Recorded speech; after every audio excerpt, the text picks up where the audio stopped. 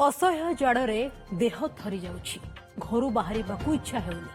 हेले कालुआ शीतरे खुला आकाश तले खଳାରେ ବିତୁଛି ଚାଷୀର ରାତି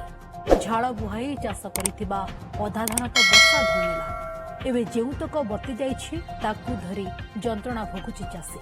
ମଣ୍ଡି ଖୋଲିଥିଲେ ବି ଧାନ ବିକ୍ରି ହୋଇପାରୁନି ସୁରକ୍ଷିତ ରଖିବାକୁ ପାଖରେ ସ୍ଥାନ ବି ନାହିଁ ତେଣୁ ଧାନକୁ ଖଳାରେ ରାତି ସାରା ଜଗି ରହିବାକୁ ପଡୁଛି କେତେବେଳେ ନିଆଁ ଜାଳି ଶୀତରୁ ଟିକେ ରକ୍ଷା ପାଉଛନ୍ତି ତ ଆଉ କେତେବେଳେ ଧାନ ବସ୍ତାକୁ ଆଉଛି ଆଖି ବୁଜି ଘୁମାଇ ପଡୁଛନ୍ତି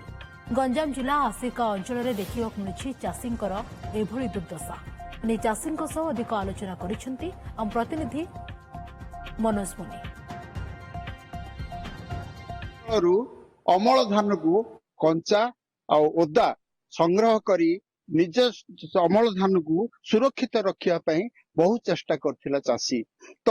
ଏବେ ବର୍ତ୍ତମାନ ଯୋଉ ସମସ୍ୟା ଏମାନଙ୍କ ପାଖରେ ରହିଛି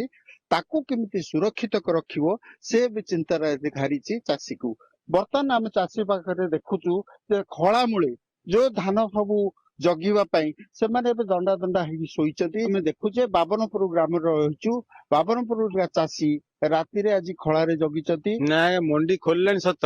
ମାତ୍ର ଧାନ ନେବାକୁ କିଏ ନାହିଁ ଆଜ୍ଞା ଆଉ ଦେଖନ୍ତୁ ଧାନ ଯଦି ଆମେ ନବୁ ଗାଡିରେ ତାହେଲେ ଆଜ୍ଞା ଆମର ଲେବର ଚାର୍ଜ ଗାଡି ଭଡା ଆମର ପଇସା ନାହିଁ ଆଜ୍ଞା ଧାନ ମନ୍ଥା ପଇସା ଆମେ ଦେଉନୁ ସେ ଆମ ଘରକୁ 50 ଥର ଆଉଛୁ ଆମେ ଲୁକିକି ରହୁଛୁ ଆଜ୍ଞା ଧାନଟା ବିକିଲେ ଆଜ୍ଞା ଯାର ତାର ଦେଇକିରି ଯାହା ବଳକା ହବ ଆମ ପରିବାର ପୋଷଣ ଜଗୁଛୁ ଶୀତ କାଗରେ ଜଗିବାକୁ ବାଧ୍ୟ ବାରା ଭୟ ଆଜ୍ଞା ଷଣ୍ଢ ଭୟ ତା ସିଙ୍ଗରେ ଆଜ୍ଞା ଅଖା ବାରି ଧ୍ୱଂସ କରିଦଉଛି ବାରା ଆଜ୍ଞା ଛାଡି ଦେଇ ପଳୁ ଆଜ୍ଞା ବାରା ପଲ ପଲ ଆଜ୍ଞା ତା ଦାଉରୁ ଆଜ୍ଞା ଶୀତ କଷ୍ଟ ହେଲେ ମଧ୍ୟ ଆମେ ଜଗୁଛୁ କିନ୍ତୁ ଧାନଟା ନେଲେ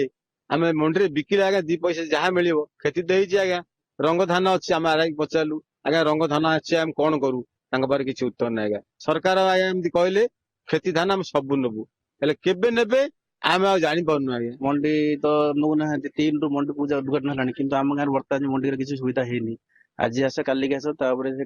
ଧାନ କଟାକଟି ପାଇଁ ସିଷ୍ଟମ ଚାଲିଛି କଟାକଟି ହେଲେ ଯଦି ଏ ବର୍ଷ ଧାନ ତ ସବୁ ଖରାପ ହବା କୋଉ ଧାନ ଏମିତି ଭଲ ନାହିଁ ସବୁ ତାର ପାଣି ପଇଯାଇଛି ପାଲ ପଇଲେ ପାଲ ଭିତରେ ପାଣି 10 ଦିନ ବର୍ଷା ହେଲେ ପାଲ ରହିବ ଆଜ୍ଞା ସବୁ ପାଲରେ ପାଣି ପଇଯାଇଛି ଆଉ ସେମାନେ ତ ମଣ୍ଡି ତ ପୂଜା କଲେ ତ କଣ ଧାନ ନେବେ ନା ଧାନ ତ ବ୍ୟାଙ୍କ ଋଣ ଅଛି ବ୍ୟାଙ୍କ ଋଣ ତ ଧାନ ବିକିଲେ ବ୍ୟାଙ୍କ ଋଣ ସିଆଡେ ଇଣ୍ଟରେଷ୍ଟ ବଢୁଛି ଗଭର୍ଣ୍ଣମେଣ୍ଟ ଧାନ ଯାଇପାରୁନାହିଁ କିଏ ତାର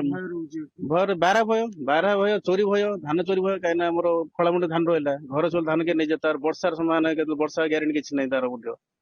ଏସବୁ ଅସୁବିଧା ଜଗି ରହୁଛୁ ଆଉ ବାରାହାର ଭୟ ରହିଛି ଚୋର ଭୟ ରହିଛି ଅଗ୍ନି ଭୟ ମଧ୍ୟ ରହିଛି ଏ ସବୁ କଥାକୁ ଯଦି ବିଚାରକୁ ଯଦି ନିଆଯିବ ଏ ଚାଷୀ ସବୁବେଳେ କ୍ଷତିରେ ହିଁ ରହୁଛି ଆଉ ତାର ଧାନ କିଭଳି ଯିବ ଏ ଚିନ୍ତା ବର୍ତ୍ତମାନ ଘାରିଛି ବର୍ତ୍ତମାନ ସରକାର ପକ୍ଷରୁ ପ୍ରଶାସନ ପକ୍ଷରୁ ଉଚିତ